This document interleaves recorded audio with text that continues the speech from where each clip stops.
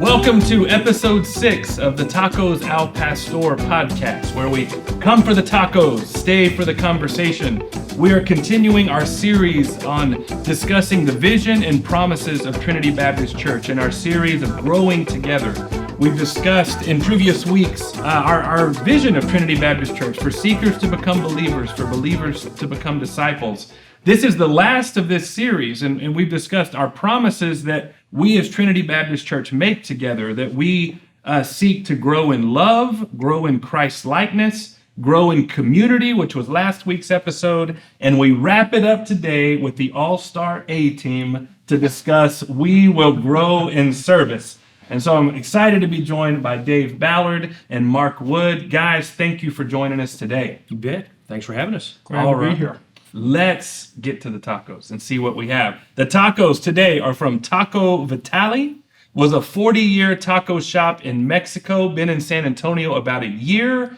2 locations. We have street tacos today. It looks like all on corn. We have carne asada on this side. Tacos al pastor, as is appropriate, in the middle. I'm told the orange-ish red is hot. Very easy, a little bit of medium. And at Taco Vitale, they specialize in beans on the side. So, you'll have a choice? I think you wanted carne asada, yes?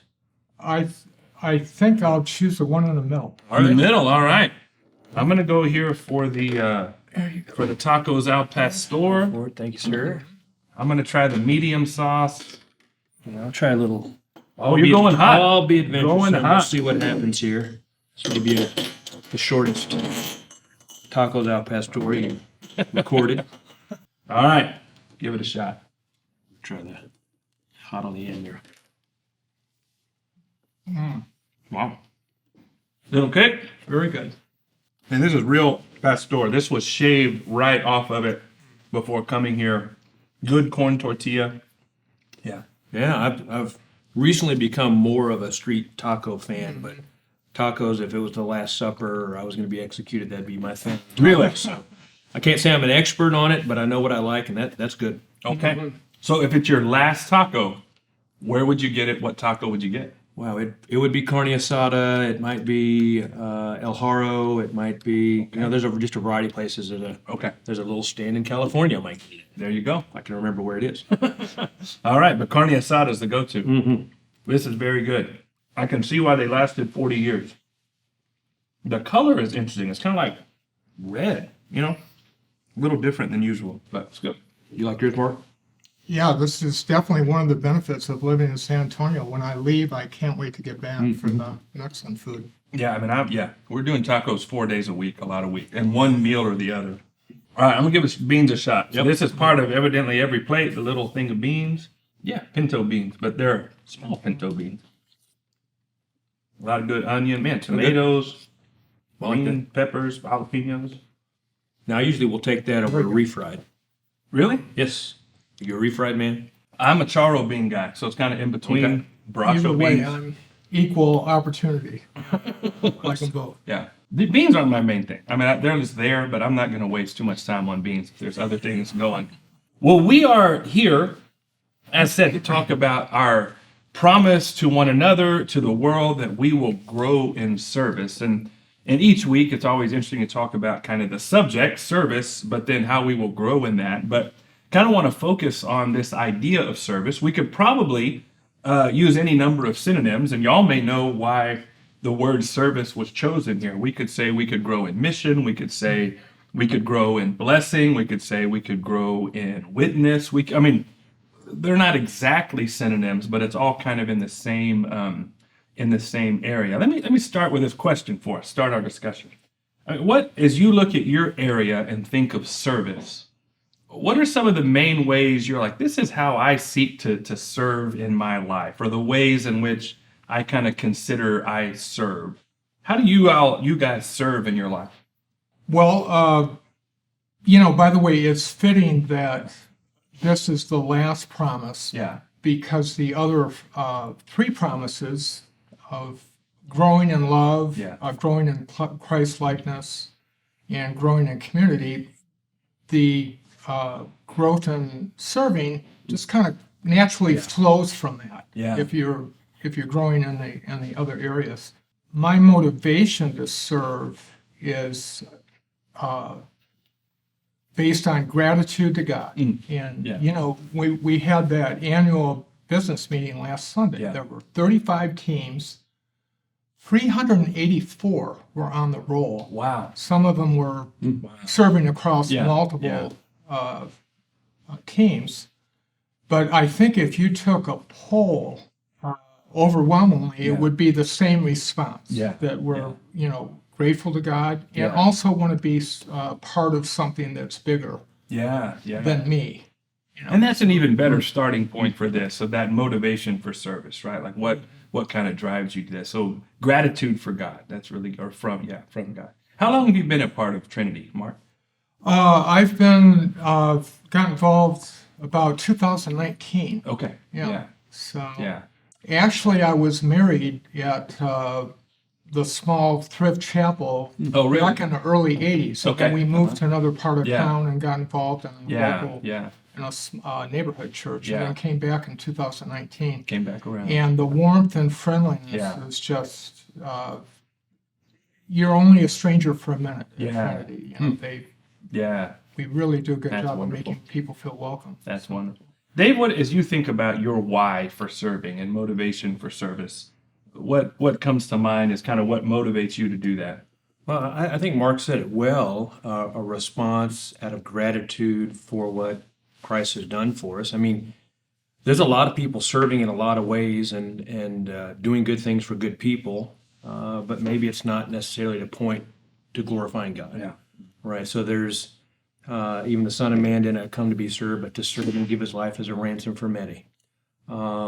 We should use our gifts to serve others, faithfully administering God's grace. So there's biblical instruction that if we have this belief and we understand the depth of what God has done for us, it results in this desire to go out and serve, but then doing it in such a way that says, well, don't elevate me because of this service. Hopefully it points to God.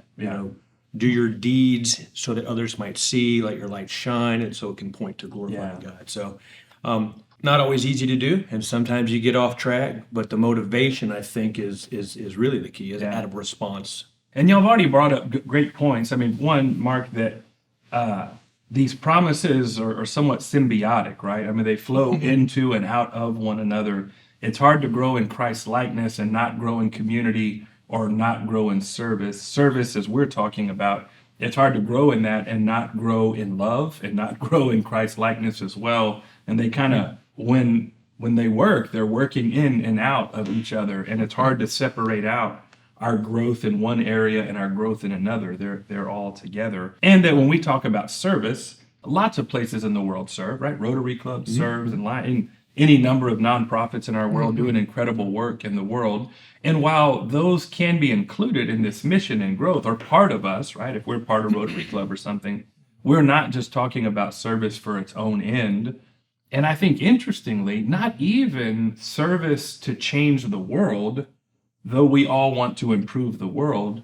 We're talking about service in Christ's name that first and foremost is an act of praise and an act of response. And the results of that are up to God. We just know we're called to do so. And so it is a subtly but significant different concept of Christian service or mission, participating in the kingdom of God, than just any old service out there. And that's kind of mysterious, I think unless you're kind of in the community of Christ, believers, it's hard to, maybe parse that difference for some outside groups. So what are some of the ways you all have been led to serve that give you joy, that you're passionate about?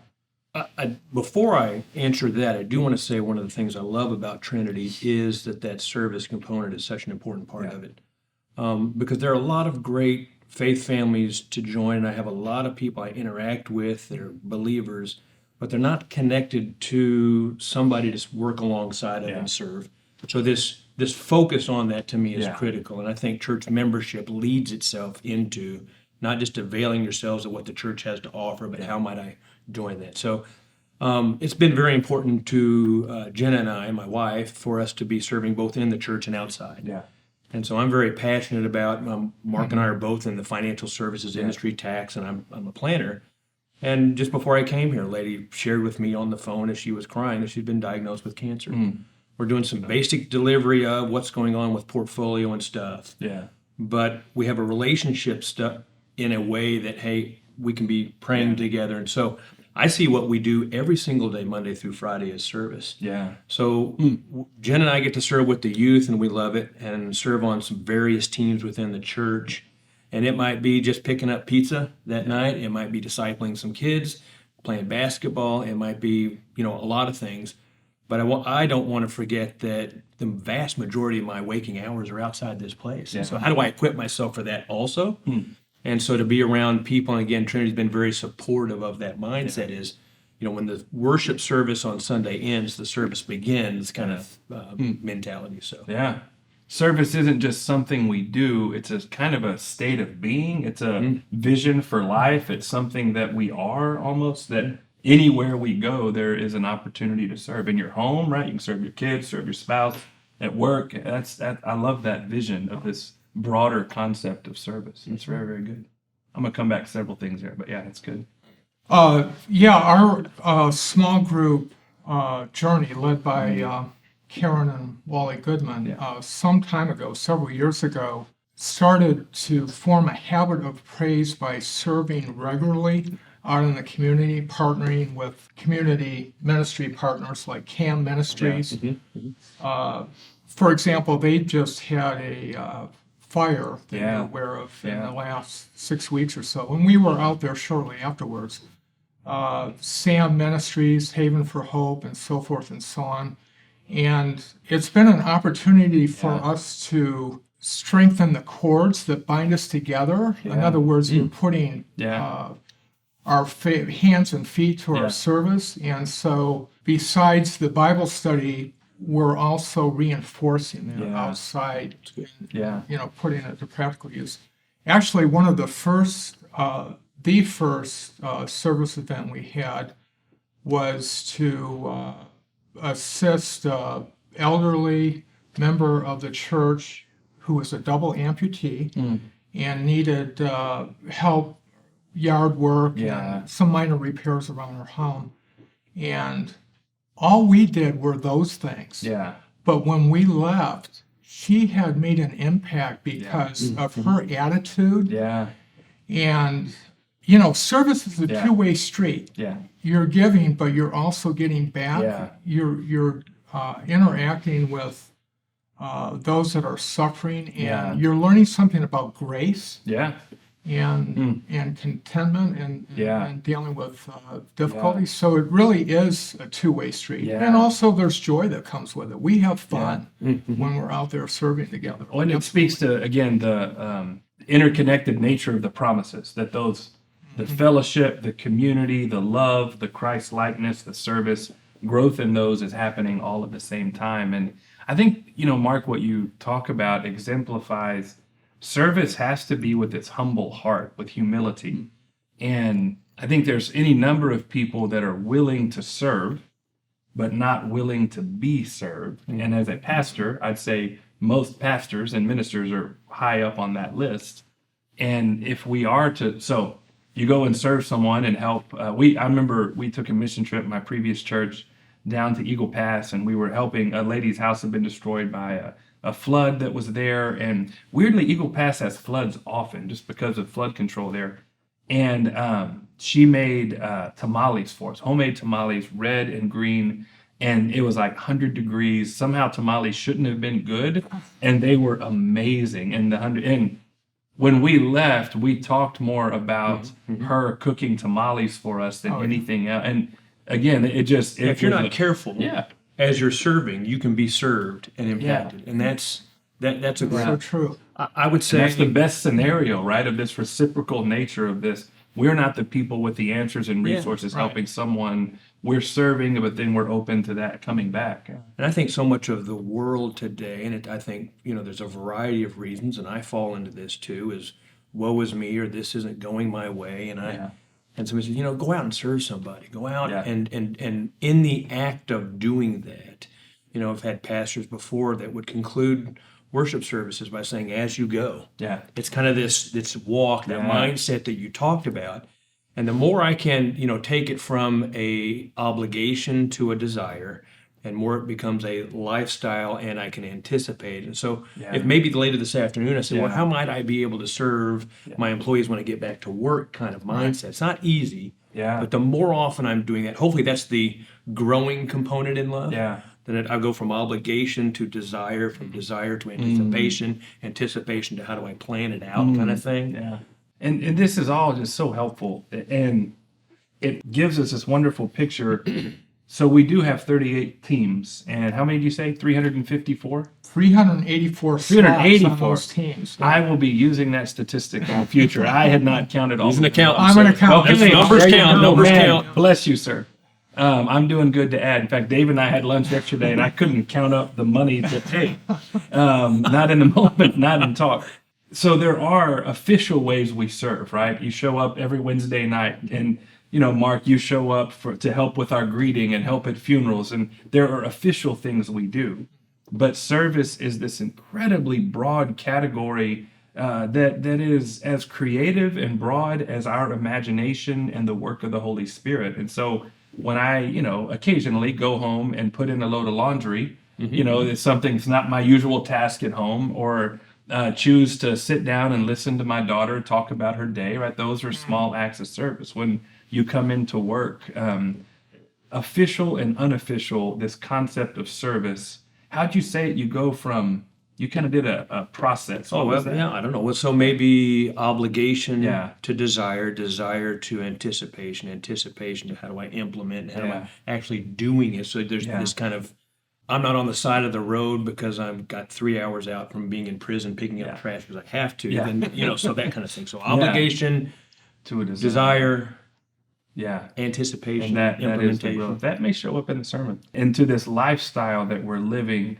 in official and then just very quiet ways throughout. Martin Luther, one of the great gifts of the Protestant Reformation was his concept that ministry wasn't for the professional laity, the professional clergy, that ministry was for the laity and for everybody. And so he said, if you, be, a baker, do it for the glory of God. Be the best baker you can be, but your ministry is right there. And it was, that's such a freeing thought, I think, to people to say, you don't have to serve only from 8 to 11 on Saturday mornings at the couple opportunities a month the church has. Every aspect of your life can be an act of service or have elements of service within it. My dad is a banker, and talked about as a loan officer, doing largely personal loans, not commercial loans.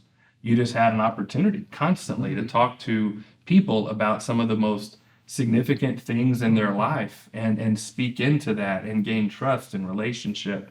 And I watched my dad not from afar, but as from the perspective of a kid, and go, man, Dad had his own ministry in one community that he grew up in for years and years. And that witness of there's integrity involved in that, and any number of things that is service in its own way. And I think from time to time of what you talked about with your grandfather that was in the nursing home. Yeah. And he served in his way by making people cheering them up, making them feel comfortable. Yeah. Where, you do it from where you find yourself. Yeah. And you can make a difference almost anywhere. We live such busy lives, and the question comes up, where do you find the time? And I was watching the NBA Finals a while back and listening to Shaquille O'Neal, the NBA Hall of Famer. And I think he said something profound that I took with me. We quoted LeBron James a few weeks ago. Now we're quoting Shaq. All right, I love it. Making the rounds. But he said, a great player gets the whole team involved. And that, I think, is so true of being a servant leader, for example. So if I have a service project in mind, if I get 5 people involved, we can accomplish together in 2 hours what it would take us 12 hours to do. Yeah. So, you can you can talk to people, you can show people, but getting them Yeah. involved is the best way for them to see Yeah, that's all good. the That's good that comes from Oh, serving. Ephesians 4 talks about kind of grace abounding in grace, or grace kind of rebounding, and that's my paraphrase of it. And I think grace and love and many of the kingdom of God things work that way. Service would be among them. You feel led to serve, and so you get others involved in service. And so your service is amplified by even more service, and then you're often served in return that begets more service. And it's one of these assets. I'll speak to an accountant. I'm scared to talk about asset. That's not my word, but an asset that doesn't depreciate or doesn't go away or doesn't spend. The asset, service, love, these things of the kingdom. When we spend them, they multiply. I love that, a multiplier effect. And Yeah. it's miraculous, And, See, and so yeah. if we go to if we're seekers becoming believers and believers becoming disciples, what better way to model discipleship than serving alongside of others? Yeah. So we can study it and we can read about it, Yeah. but there's something in the learning of the act of doing it. Yeah. Yeah. I'm going to brag on Mark a little bit in that he's been at Trinity for a short period of time, but he didn't say, well, I need to be here 10 years before I can start serving. Yeah. And he's serving right now all the way, being willing to be a trustee and a deacon, Yeah. but also to run Zoom meetings and to do, whatever's necessary, a greeting. So there is no little bit of service. And I think sometimes I'm guilty of, well, I need to sign up for this or do this and then cram my schedule full of, Yeah. which kind of drains me of energy of the service where I'm living my life. So if it's just a mindset where I'm going to be about service, and yes, some of that needs to be in the church and organized, Yeah. and alongside of, because I can gain inspiration. He was on a strategic planning team with us. Yeah. And he was very quiet and contemplative, but when he spoke, it had impact. I'm like, wow, this guy's, I like Yeah. this. But without that opportunity to serve alongside of, Yeah. I might not know that. Yeah. So, Well, thanks for the encouragement. And, the big part of that was the community was open Yeah. to me and embraced my willingness to serve. And that makes all the difference. That immediately made me feel that my presence mattered. Yeah. And people will respond to that. It energizes them. It gives oxygen. Yeah. And That it's multiplying a great effect. thing. And that, we use the term church as family, and rightfully so. The Bible gives us that as one of the prime metaphors of understanding church. But I say this a lot, families are really hard to break into. It's hard to become a member that's of a right. new family. And so it's really important for churches and families to be porous enough to allow new people and be fed by new people, encouraged to do that.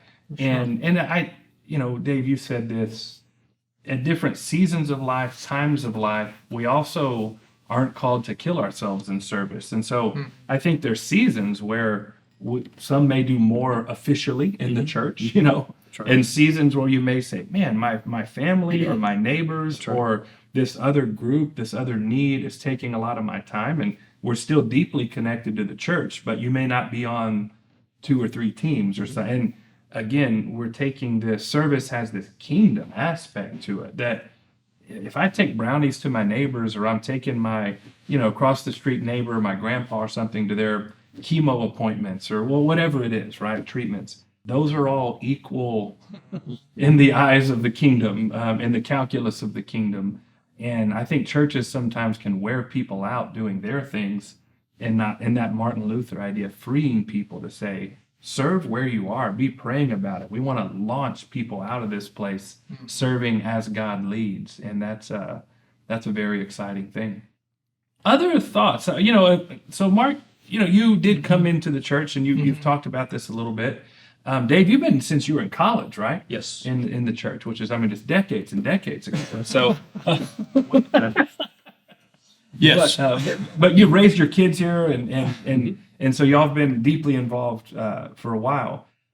For someone, Mark, an encouragement to someone new or someone that hasn't found their place of service, what encouragement would you give about finding their place to serve in TBC or any church? A great place to start is with TBC for You. In Yeah. fact, that was one of the ways that Okay. I got launched into service. the Pattersons do Yeah. a terrific job of going over all the various men, and there are a lot of them. There's a lot of different ways to serve. So TBC for you, for those who are new, is our kind of intro class on Sunday morning. If you walk in, it's where you can learn about our small groups, mission opportunities, service opportunities, led by Randy and Phyllis Patterson. And you made a great point a moment ago. You know, I have more time and space Yeah. right now than I do when I was building my career or had small children. Yeah. But that's part of the community that Yeah. there's a lot of different ways to serve. So a young family, you know, may find that the children's ministry is a great fit for them, and so forth and so on. So there's lots of different ways to serve. We love to get new people on the hospitality team, and that's a great gateway to service at Trinity. Yeah. So if someone is interested in being a greeter, Yeah. the prayer ministry, which is so well led by Veronica Grant and Lori Brasher, that has some time slots available. Yeah. And they'll train you and get you comfortable with it, you know, and that type of thing. There's so many different ways. Yeah. One immediate item that's coming up is the San Antonio Baptist Association Hunger Walk on November 4th that Jill Parker is coordinating. And that's a great place for young families to participate because it's a family-friendly event. Yeah. You can even bring your dog. They've got a children's playground. But the overall message I would have is, get out of your comfort zone. Yeah. That's the way you're going to grow. Yeah. And, reach into those areas where you have some interest, but maybe you don't feel skilled or gifted. You may find that you have some gifts that you didn't realize. And I would second and third that. There's so many differing ways for people at differing stages of life with differing skills, from the youngest to the oldest, to find somewhere. If you're struggling to do that, to come visit with me, come visit with one of the pastors, or just, dive in once. Try it once in one way, and I think you'll be welcomed. I think you'll find community. I really do think you'll find all of these promises and the fullness of our vision enacted in service together, and that's a really exciting thing that we are doing well at Trinity, and I think we have room to grow in it as well. But guys, thank you for your time. Thank you for being here. Thank you for your hearts of service that you exemplify in many ways in the church, and the encouragement you have been to me. Friends, thank you for joining us today for Tacos Al Pastor. We will be tuning in with a new series in 2 weeks.